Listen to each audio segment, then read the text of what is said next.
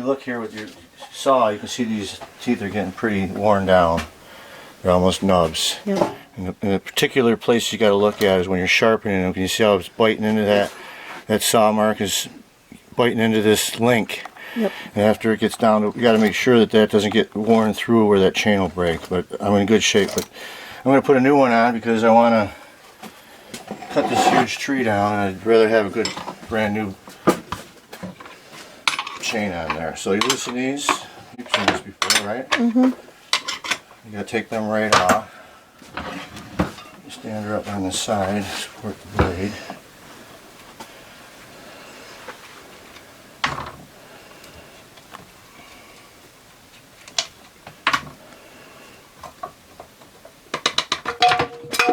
Off that cover, and the whole thing should slide right off of there. Move it from the clutch, and I just cleaned this up the other day, so it's in pretty good shape. Just put this big blade on here. This has a small blade too, by the way. Bar over on the wall. There's a bar that's about this tall, in case you and there's chains that fit it, in case you want to use this for smaller jobs like limbing, right? I keep my old chains over here. Take them back. He salvages them. Guy I buy them from. I keep new chains over here. Some of these are sharpened, resharpened blade chains, and some are brand new. This one here has been sharpened, so I'm not going to use that one. I think I bought a brand new one. This tree, yes, there's a brand new chain. This tree deserves a new chain. It'll cut like crazy. Look at that baby, huh? It's always tough to get them to unravel. Do it a certain way. Let's see here. Bring that. Yeah, these are. If you handle them a lot, you know how to do this. But it's gonna be tricky. Yeah. Oh boy. Yep. About 10 minutes from now, I'll have this unwound.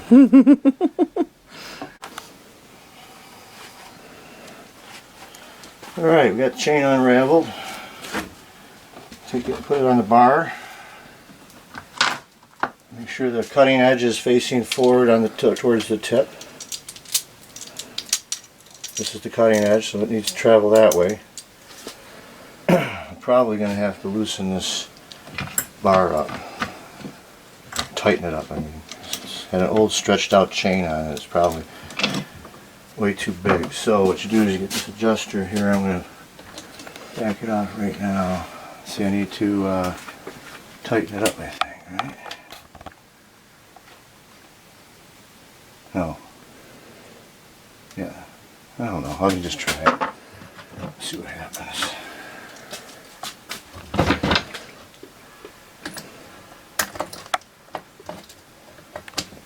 See these little pins right here? This little pin. Yeah, it's way up there. This pin has to go in this hole on this bar. So we bring it back down this way. Let's take it off. Gonna have to move it way down. Yeah, that way. See it sliding? Mm-hmm. Now, that's because the old chain stretches as it wears. You constantly have to keep tightening it, That's why it's way different for a new chain.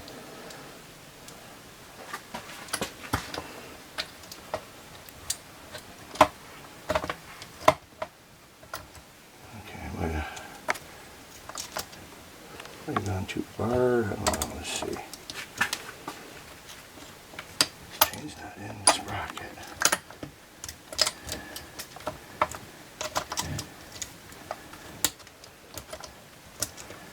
There it is. Now the pin came up through the hole. Right? Make sure you're all engaged in all the tracks before you put the cover on.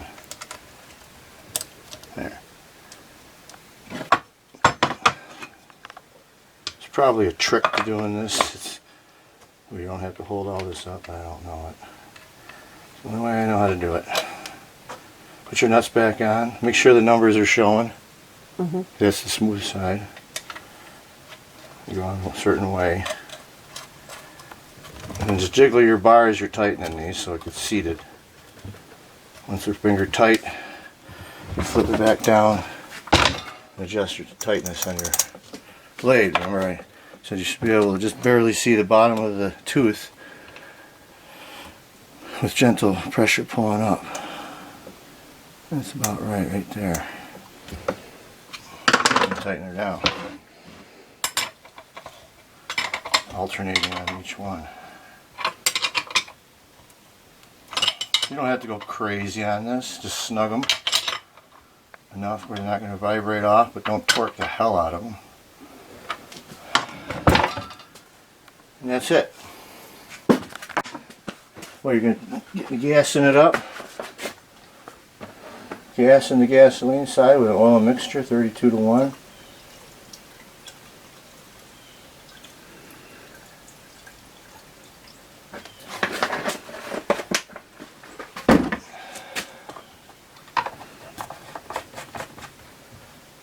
This one has to be tightened with a screwdriver, otherwise it vibrates out. This is the oiler.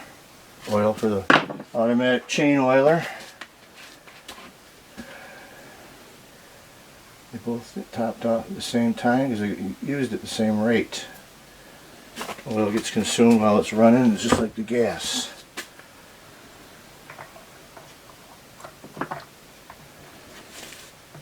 Snug it with a screwdriver because that one does vibrate out. Okay, now we're ready. Okay. Tree cutting 101. Tree falling, I should say. We've got an old hemlock here that's been dead for a couple of years. We need to take it down. This is actually an easy drop because, as you see, there's a wide open area here, all open behind here, and there's no danger of it hitting anything really if it goes wrong. But I'm going to attempt to lay it down right through the center here. Probably I'll put it right across those logs that are laying there, and that will hold it up a little bit for when I chop it up. So, tools for the job: you're going to need a good chainsaw on a tree this size. You need one with a larger size bar and a good sharp chain on it. I just put a new chain on this. It's also helpful if you want to move this, steer this tree in any direction, or take it back from, if it's leaning this way and you want to follow it that way, you'll need a wedge or two, and then a good 2-pound hammer to drive the wedge in. So, first thing I'm going to do is cut a wedge cut. And I'm going to face that wedge. This tree is real straight. There's no limbs hanging off of it that throw the balance off. It's not leaning. It's a fairly easy tree, so I'm going to cut the wedge so it's 90 degrees in the direction, from the direction I want the tree to fall. And that's going to form a hinge behind there. On a dead tree, you have to be careful that it's not rotted at the base, because that hinge is very important, steering this tree and making sure it doesn't fall in the wrong direction. This tree's only been dead a couple of years, so I think I'll be in good shape.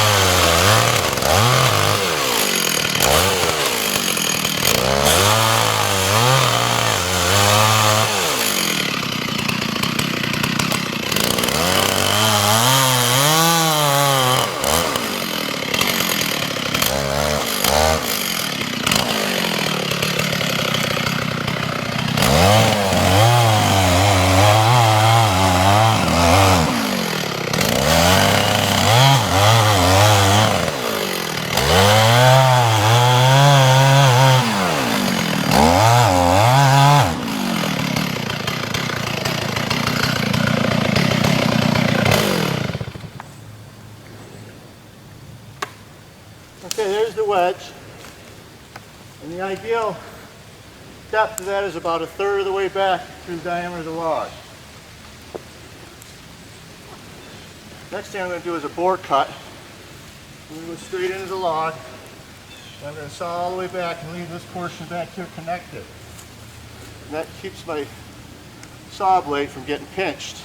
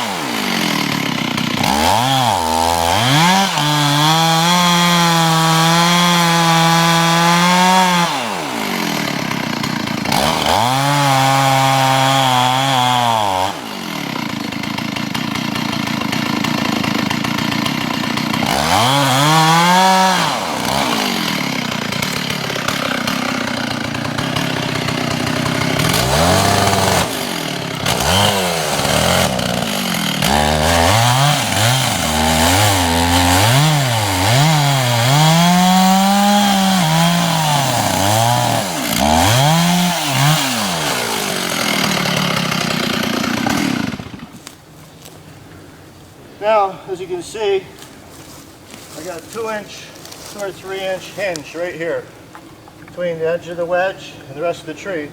And I'm still connected back here from about here to here. Once I nip that last piece there, this tree should go over. But to give me a little extra insurance, or if you want to take it one way or the other, you can use a wedge.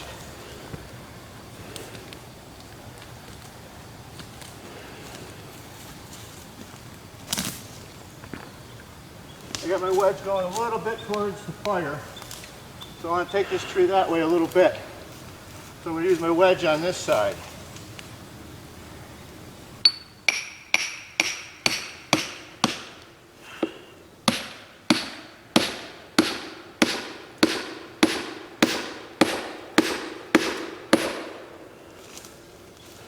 It also ensures the tree goes that way and not this way.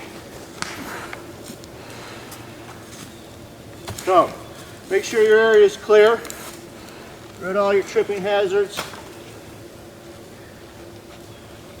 Make that final cut and this tree should go that way.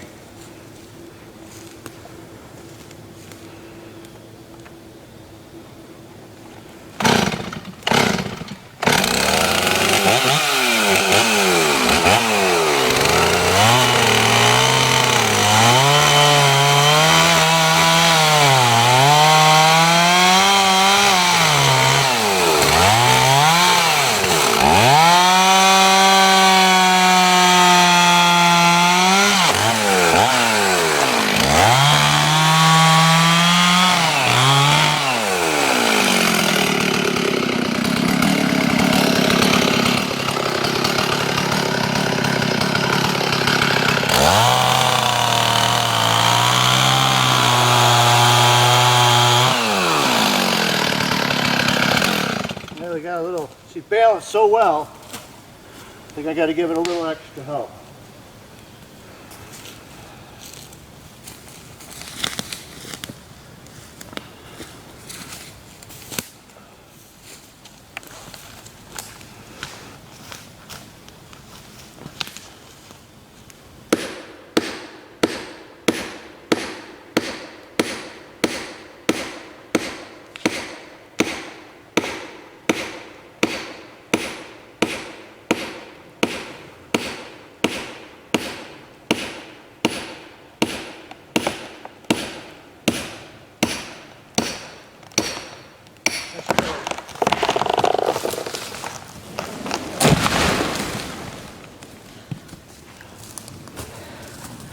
Right where I wanted it. Interesting core in that trunk. Every time I saw it, it would buck. Probably noticed it a couple times on the video. I was wondering what was in there. So he's probably, well, at least 100, maybe 120 years old. We could count the rings sometime if you want. All these trees in this area are like over 100.